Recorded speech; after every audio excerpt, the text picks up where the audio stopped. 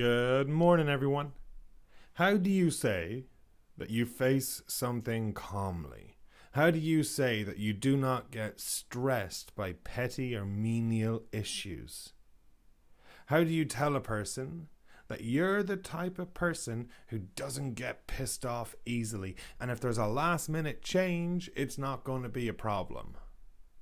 That's what we're going to learn in this podcast. We're going to talk about how you can take things in your stride, how you remain level-headed, how something might be water off a duck's back when it comes to you.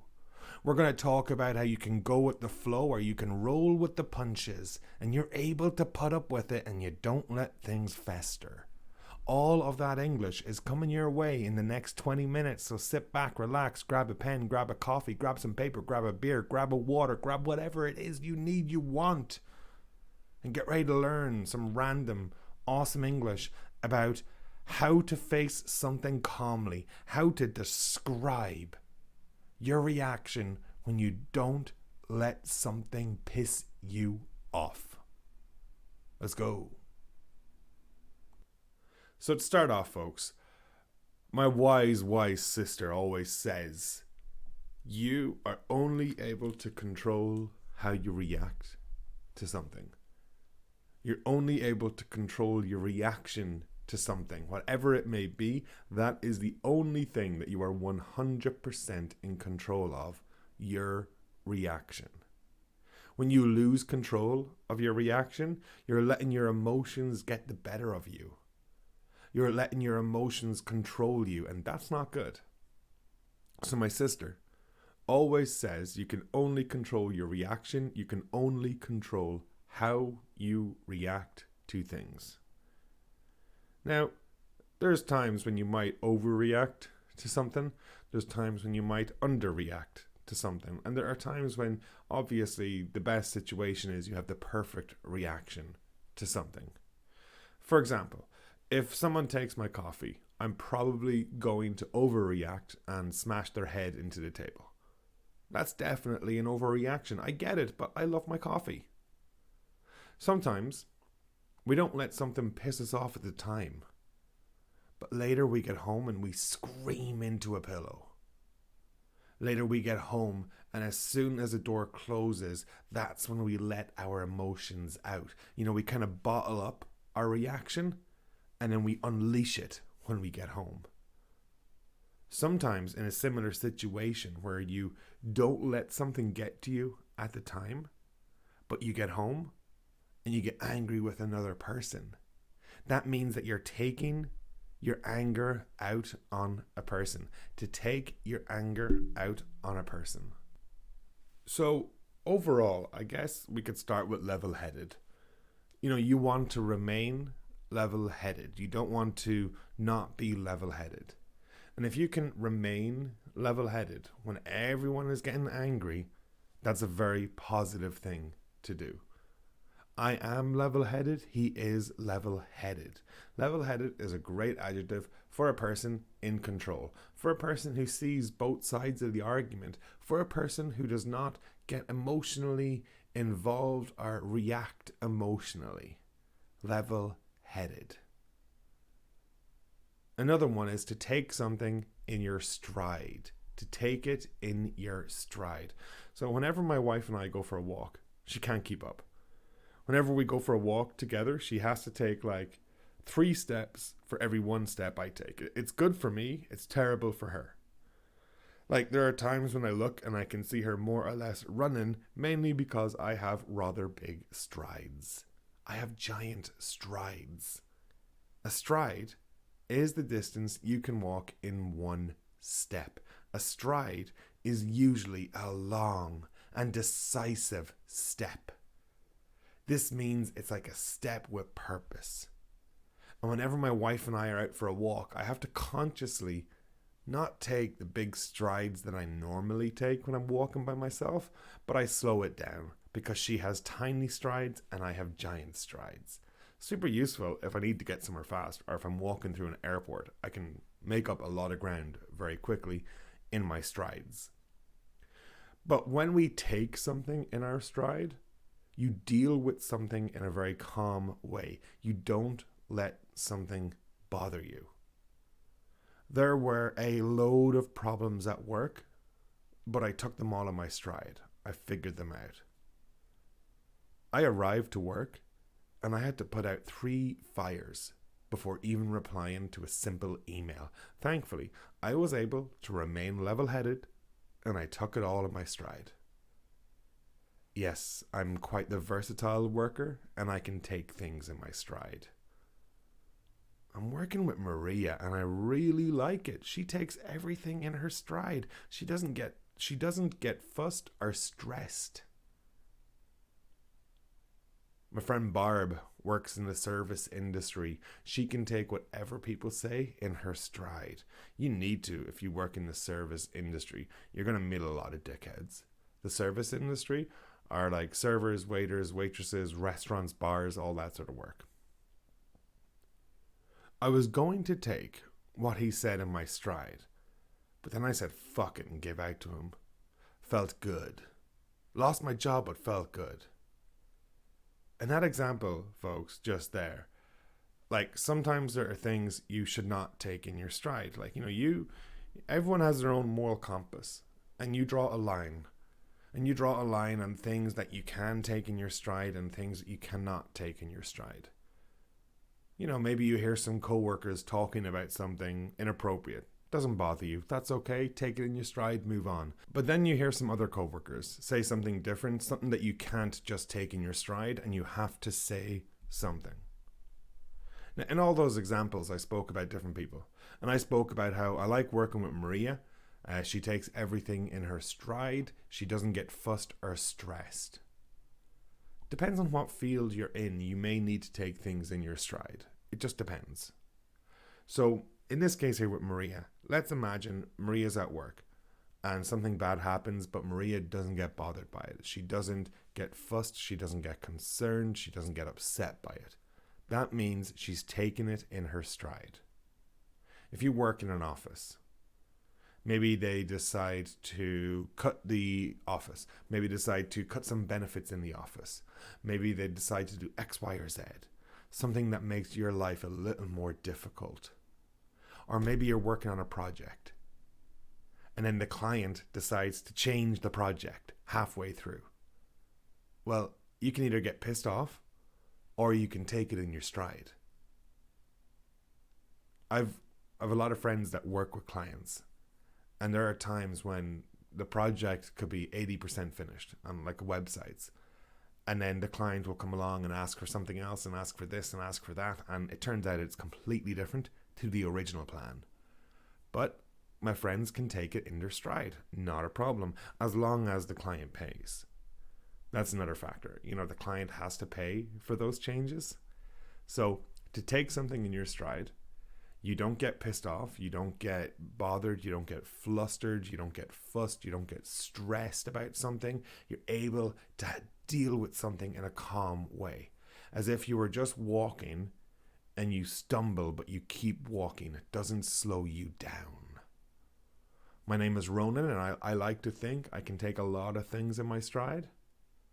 I like to think I don't let too many things piss me off or get to me in a work context. So I guess that's a huge part. Professional life and regular life, very different. Now, I mentioned level-headed and how, people need to remain level-headed. And for example, there were a few issues at work today, but I remained level-headed and I got them done. I arrived to work and everyone was panicking, but I remained level-headed and went home. I'm not dealing with that shit today. So remain level-headed. When you remain level-headed, you don't panic. It's very similar to remain calm. You're in a crisis. The worst thing you can do is panic. You must remain calm. You must remain level-headed. If you're going to panic, you should take breaths. If you're going to panic, remove yourself from the situation. Take a break. Go for a walk. Now, you can imagine you're at work and one colleague keeps bothering you, or you're a teacher and one of your students keeps bothering you. Not real. Or you're a parent and your kids keep bothering you. You need to remain level-headed. You know when a colleague comes up to you and is about to ask a question and you can like feel your teeth grinding, your toes curling, you're ready to snap at them and tell them to shut the fuck up? You dream of picking something up and smashing it over their head, but you don't do that because that's illegal and you'll go to jail because you remain level-headed. Do you have any tricks for remaining level-headed? Like, how do you remain calm in a crisis situation, in a panic situation? How do you remain level-headed in a situation that's not going your way? For me, it's easy. Weed. Copious amounts of weed. No, I'm only joking. It's not just weed. Weed does help, but for different reasons. But honestly, my way of remaining level-headed is thinking of the bigger picture. Thinking about how in 1 hour this is not going to be a big problem, or in a couple of days this won't be a big problem, or if needs be, in 1 year's time, no one's going to care about this. That's what makes me remain level-headed. Last minute changes, no problem. Not the end of the world. As long as I'm alive, that's what matters most. Now, there are times when you might let something get to you. And if you let something get to you, you get bothered by something. If you don't let something get to you, you don't get bothered by something. Very simple. I didn't let the problem get to me. I stayed calm and got it finished. Hey, don't let the latest setback get to you. It's not as bad as you think. You shouldn't let menial issues get to you so much. Menial. Menial. Beautiful adjective. And it means not important. Menial issues. Menial squabbles. Menial arguments. Menial thoughts. My name is Ronan, and I try not to let stupid things get to me. Don't let what they say get to you. They don't know what they're on about. So when something gets to you, it bothers you. Think about it right now. Well, what are some things that get to you? One thing that gets to me, which I've probably mentioned sometimes, is the noise of some cars or motorbikes in Kelowna, British Columbia, where I live. Now, it's not too bad right now in the fall, coming into winter. However, in summer, it's a huge problem because, you know, it's beautiful weather, sun's out, it's hot, dry roads, perfect driving conditions, and you get a bunch of people who ride their Harley Davidsons, like these big ass motorbikes or other motorbikes, not just Harleys, I guess. And the noise they make is just ridiculous, like absolutely ridiculous. It does get to me. Like there'll be times when I'm chilling at my laptop, doing a bit of work, window open, breeze coming in, and then suddenly you hear a thundering engine start. Or you hear a car drive down the road outside my house, or a bike drive down the road by my house, and they put the foot down, and when they do that, the engine revs, and it just creates a ridiculous amount of noise. I can't even tell you how loud it is because it's just ridiculous. It gets to me every single time. It pisses me off. Even right now, talking about it, I'm getting a little bit angry thinking about it. I'm getting a little bit angry thinking about all those times those motorbikes have just revved it up past my house, or the big trucks have just revved it up. And the worst thing is, like, I live in a town. I live like in the downtown area. There's no need to have your motorbike that loud downtown.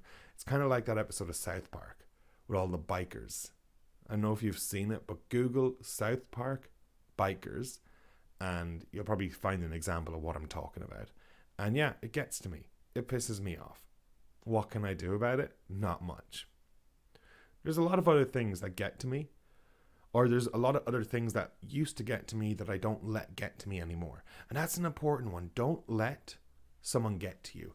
That's the collocation. Let blah, blah, blah get to you. Don't let your brother get to you. He's only trying to rise you. There's a real example from my childhood. My brother or sister teasing me. And then, of course, you know, they want me to react. They want me not to be level-headed. They want me not to take it in my stride. And, of course, when I was a kid, I didn't have much control of my temper. And so I'd get really angry and chase them around the house. I'd let them get to me. So my brother and sister would tease me. And because I was young and immature, I'd let them get to me. Of course, it doesn't happen anymore. Life is good now. Did your siblings ever try to get to you? Did an older cousin ever do something to get to you? And so my mother would say, Ronan, don't let them get to you. Or don't let it get to you. Could be another one. So to let something get to you is to allow something to make you angry. So far we've looked at level-headed, take it in my stride, get to me, take your anger out on a person is another one that we kind of touched on. And here's just a few other phrases that you can use to describe how something doesn't bother you too much. Obviously, number 1, I'm level-headed. Number 2, I take it in my stride. Number 3, that doesn't bother me. Number 4, that doesn't overly bother me. Overly. That doesn't bother me much. It's like water off a duck's back. Water off a duck's back. It doesn't bother you at all. I remain level-headed and calm when those around me are losing their shit. Yeah, look, I know it's frustrating, but I'm not letting it get to me. Look, I know it's frustrating. The client has changed their mind again. Just don't let it get to you. They're paying the bills. That's all that matters. Just remember that. They're paying the bills. You're getting paid to do the work. So just do it. Don't let it get to you. Oh, I'm quite good at controlling my emotions, but this client is pushing my buttons. I like to go with the flow. Oh, I can put up with it. I can put up with the client making last minute changes. Doesn't bother me. The product just won't be as good. It doesn't irritate me too much. Just a little. And the last one we're going to look at in this podcast is to roll with the punches. I do like this one a lot. To roll with the punches.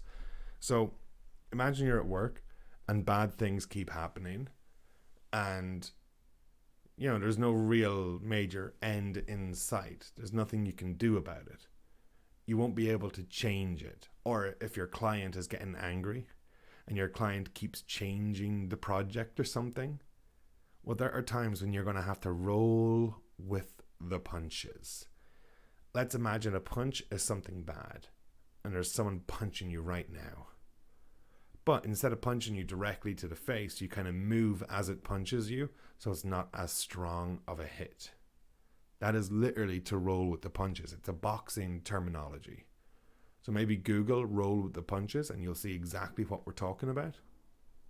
But long story short, I'm at work and, they decide to take away our free parking. Free parking. So they get rid of it for workers. There's a problem. I'm not going to let it get to me too much. I'm at work and they decide to take away the free coffee. Okay, that's shit. No more free coffee, no more free parking. There's 2 punches. Still not going to let it get to me. I'm rolling with the punches. I'm a teacher and they decide to put 26, 27, 28 students in my class. There's literally nothing I can do. No one's going to listen to me if I complain. So I have 2 choices. Sit there, get angry, let it fester.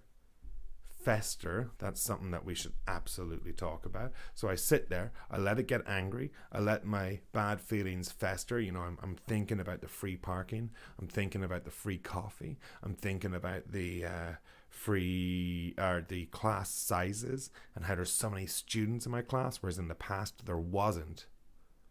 And I can either let it get to me, I can either let it consume me, or I can roll with it. I can roll with the punches. And when you roll with the punches, you accept you can't change it. You accept it is what it is. When you roll with the punches, they take away your free parking? Oh, okay, not surprised. They add 26 students into your class? Oh, okay, that's normal. Nothing I can do about it. You don't let it bother you. You accept that it's bad, but you also accept that you're not in the position to change it. And that's a pretty good explanation, I feel, for roll with the punches. And there's times when you need to roll with the punches at work. There's times when you just have to be the person to take the punches. There's times when you have to just put up with these last minute changes. You have to put up with crazy requests. You have to put up with X, Y, or Z, things that really don't make you happy. But you just have to accept it. You just have to roll with the punches. And so they're coming along with a big change. You're like, oh, that's okay. Now, I mentioned in there fester, Fester. Fester is a great verb, and I think it's one that we can all relate to fester. And if you don't say something, it might fester. Have you ever had a situation where someone has said something and you go home and then you're thinking about that situation for quite a while? And the more you think about it, the more angry you get. And it could be like a week later and you think about it again. You're still thinking about it and you get angry a week later. And then you lose a little bit of sleep over it because you're thinking about this problem, or you're thinking about what someone said, or you're thinking about how you reacted to something. That means the problem is festering. Festering. Hey, if I don't say something, this is going to fester. And it's going to come out later in an uncontrolled way. Hey, can we talk about what you said last week? Because it's starting to fester and I really don't like that. So a couple of different ways you can use fester. Overall, folks, this podcast, the main aim has been like, how would you say that you face something? Like you're dealing with or you're experiencing something that's a problem. It could be annoying, but you're not too bothered about it. How do you do it? You need to remain level-headed. But how do you say it? Well, you can say, my name is Ronan, and oh, don't worry, I take things in my stride. You know, I don't let these issues bother me. I don't let these issues get to me. If the client wants to make a last-minute change, let them have at it. Go for it. It's water off a duck's back. It's not going to bother me. It's not going to bother me because I'm still getting paid. I won't let it get to me. Oh, I'm Ronan, I can just go with the flow. You make a change, let me know, and we'll work it into it. No problem.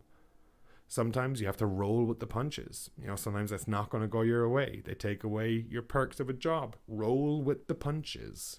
If you don't, you might take your anger out on a person. The problem might fester, for example. But most of all, if you can take things in your stride, you're going to do great. Anyways, folks, my name is Ronan. This is the Little Seal English podcast. I hope you learned something. Thank you for listening. Stay tuned for more and check out my website, littlesealenglish.com. Cheers. Have a good one.